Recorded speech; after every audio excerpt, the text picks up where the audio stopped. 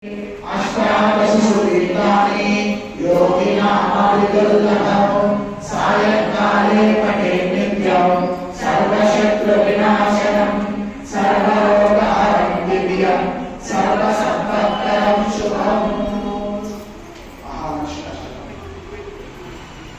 ओम नमस्तेऽस्तु महामाये शिवे सुरपूजिते